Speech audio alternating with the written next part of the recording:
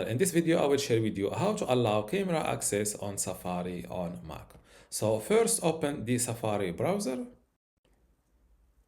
then go to Safari, click on Settings. First, you will land on this general page, click on Websites, then select Camera from here. And from this window, you can allow websites to access the camera with the settings below.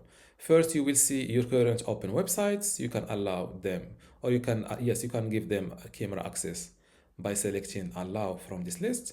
And when visiting other websites, you can select allow to allow camera access to all other websites.